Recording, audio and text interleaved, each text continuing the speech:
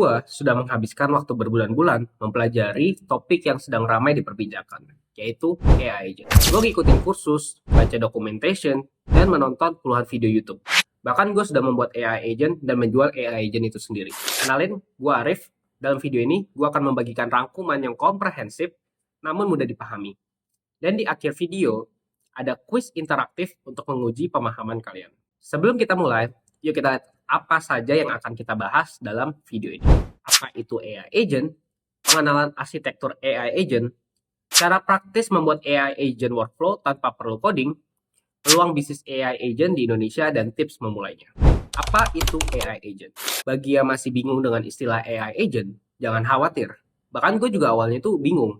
Salah satu tantangan terbesar adalah menemukan definisi yang tepat dan jelas. Ini wajar karena bidang ini masih sangat baru di seluruh dunia. Coba kita pahami dengan pendekatan yang sederhana. Pertama, apa sih yang bukan AI agent? AI agent bukan sekedar chatbot yang menjawab pertanyaan langsung dalam satu kali respon, atau yang disebut one-shot prompting. Contohnya nih, jika Anda chat ke chat GPT, tolong buatkan makalah tentang ekonomi digital Indonesia. Anda akan mendapatkan jawaban yang mungkin cukup bagus, tapi kemungkinan besar terlalu umum dan kurang mendalam. Nah, contoh di atas beda dengan AI agent. AI agent bekerja dengan alur kerja agentic yang membagi tugas besar menjadi langkah-langkah kecil dan terstruktur. Pertama, membuat kerangka topik ekonomi. Kedua, mencari data terkini tentang e-commerce, fintech, dan startup digital Indonesia. Menulis draft awal berdasarkan temuan tersebut, menganalisis bagian mana yang perlu data lebih, merevisi draft, hingga menghasilkan hasil akhir yang komprehensif. Jadi, jika dibandingkan alur kerja biasa atau non-agentic seperti jalan tol lurus dari A ke B, sedangkan alur kerja agentic seperti navigasi Google Maps yang terus menyesuaikan rute. Dia akan berpikir, riset, membuat output, evaluasi, dan juga revisi. Berulang sampai mencapai hasil optimal. Level tertinggi adalah AI agent yang benar-benar mandiri. Di level ini, AI secara otomatis menentukan langkah yang diperlukan, menggunakan tool yang sesuai, dan merevisi pekerjaannya sendiri tanpa campur tangan manusia, atau yang sering kita sebut autonomous AI. Ini target yang ingin kita capai meskipun saat ini teknologi masih mencapai awal level kedua atau alur kerja agentic. Dengan cepatnya perkembangan teknologi AI di tingkat global, mungkin dalam waktu dekat kita sudah bisa melihat autonomous AI agent. Bayangin nih, setengah tahun lalu AI itu masih ada di level AI automation, satu tingkat di bawah AI agent. Dalam waktu beberapa bulan, AI sudah masuk ke level AI agent dan di awal level agentic. Menurut Andrew Ng, salah satu tokoh terpenting dalam dunia AI, ada 4 pola desain AI agent yang sudah terbukti efektif. Yang pertama, itu refleksi. Ini adalah pola paling sederhana yang mirip dengan konsep berpikir sebelum bertindak. Contoh praktis, misalkan Anda meminta AI membuat artikel untuk web Anda lengkap dengan SEO. Setelah AI membuat artikelnya, Anda bisa meminta tolong periksa kembali artikel ini untuk kesalahan, berapa engagement score-nya, dan juga relevansi. AI akan memeriksa ulang artikel buatannya, mungkin menemukan beberapa part yang bisa ditingkatkan, lalu memperbaikinya. Jika di perusahaan teknologi, pola ini seperti proses code review, di mana satu program menulis kode dan programmer lain memeriksanya. Dalam konteks AI, Anda bisa memiliki AI reviewer, khusus yang bertugas memeriksa hasil AI lainnya. Penggunaan alat atau tools. Bayangkan AI sebagai tukang yang memiliki kotak peralatan, semakin banyak alat yang tersedia, semakin banyak tugas yang bisa diselesaikan dengan baik. Contoh yang relevan untuk Indonesia, misalkan Anda bertanya, mana yang lebih hemat, Gojek atau Grab untuk perjalanan harian ke kantor dari Kemang ke SCBD? AI biasa hanya akan memberikan jawaban umum berdasarkan data lama. Tapi AI agent dengan kemampuan pencarian web bisa memberikan pembandingan harga terkini, promo yang sedang berlangsung, dan waktu tempuh berdasarkan pola macet Jakarta. Seperti yang ramai akhir-akhir ini, yaitu Manage AI. Contoh alat lain ada tools untuk perhitungan keuangan, tools untuk jadwalin kalender, tools untuk meeting, tools analisis gambar, dan banyak lainnya. Nomor 3, ada planning dan reasoning. Ini adalah kemampuan AI untuk membuat rencana bertahap dan mempertimbangkan opsi terbaik. Contoh, Anda meminta AI, tolong bantu saya merencanakan acara open house kantor baru di Jakarta untuk 50 orang dengan budget 15 juta. AI agent dengan kemampuan perencanaan akan mengidentifikasi komponen penting seperti catering, dekorasi, dokumentasi, dan banyak hal lainnya.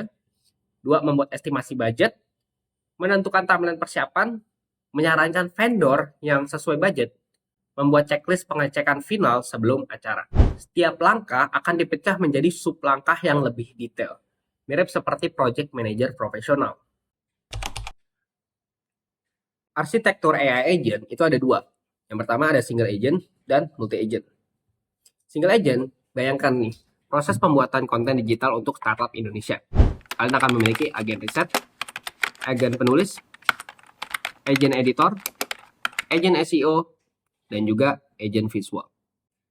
Nah, setiap AI agent akan dianggap sebagai single agent.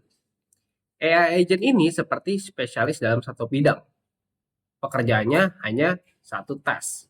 Model single agent sengaja dibuat seperti itu untuk menghasilkan hasil yang lebih berkualitas dengan data pelatihan yang spesifik. Setiap single agent memiliki 5 komponen utama. Gue buat term buat kalian yang mudah diingat dengan singkatan, yaitu pertama, tugas, apa yang harus dikerjakan, answer, output yang diharapkan, model AI yang digunakan, alat, tools yang dapat diakses, dan juga tujuan, hasil akhir yang ingin dicapai. Contoh nyata, ada agen perencana wisata Indonesia. Tugasnya sih merencanakan liburan 3 hari di Bali untuk keluarga dengan budget 5 juta. Kalau untuk answernya ada itinerary lengkap dengan rekomendasi tempat, estimasi biaya, opsi hotel, dan transportasi. Modelnya ada GPT-4o, alat ada misalnya pergi-pergi, Traveloka, Google Maps, info cuaca, dan lain-lainnya. Tujuan rencana liburan yang sesuai budget dan menyenangkan untuk keluarga. Prinsipnya sama seperti dalam bisnis.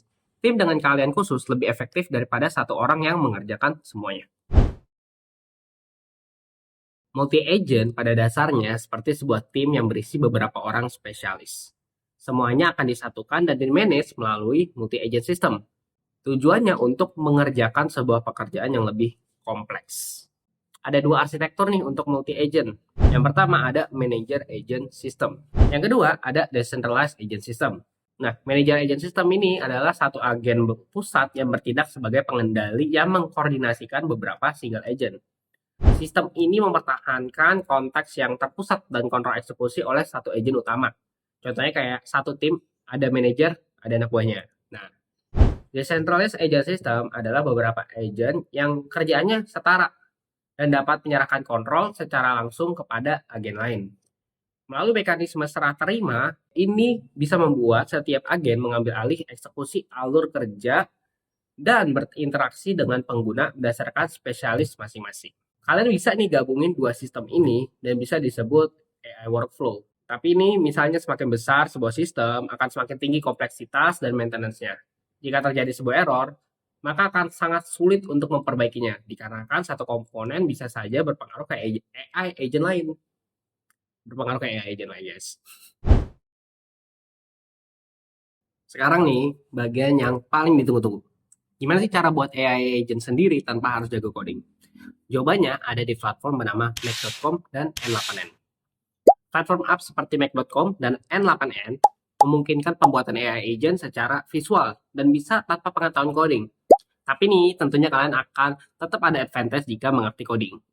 Ini bisa digunakan pemilik UMKM, profesional non-IT, IT profesional, dan masih banyak lainnya. Nah, peluang bisnis AI agent ini di Indonesia seperti apa sih? Sekarang bagian yang menurut gua para pengusaha dan techpreneur Indonesia pasti tertarik. Gimana sih peluang bisnisnya? Anggap aja nih, untuk setiap perusahaan SaaS, software as a service yang ada saat ini, akan muncul perusahaan AI agent yang serupa. Ini adalah kompas emas untuk menemukan peluang bisnis. Jika kalian bingung mulai dari mana, strateginya sederhana. Identifikasi perusahaan SaaS yang sedang sukses, lalu pikirkan cara AI agent yang lebih pintar dan proaktif. Contoh konkret di Indonesia misalnya, kalian bisa bikin aplikasi akuntansi online. Kalian bisa mengembangkan asisten keuangan AI yang lebih proaktif, lebih efisien, dan lebih efektif. Nah, sekarang seperti yang dijanjikan, saatnya kuis kecil. Jika kalian bisa menjawab semua pertanyaan ini, selamat. Kalian sekarang memiliki pemahaman yang oke tentang AI agent. Yang nomor 1, apa perbedaan antara alur kerja non-agentic dan agentic? Sebutkan 4 pola desain AI agent. Apa 5 komponen utama single agent? Dan sebutkan 2 jenis arsitektur multi-agent. Komen jawaban kalian di bawah, dan topik apa lagi yang kalian ingin pelajari.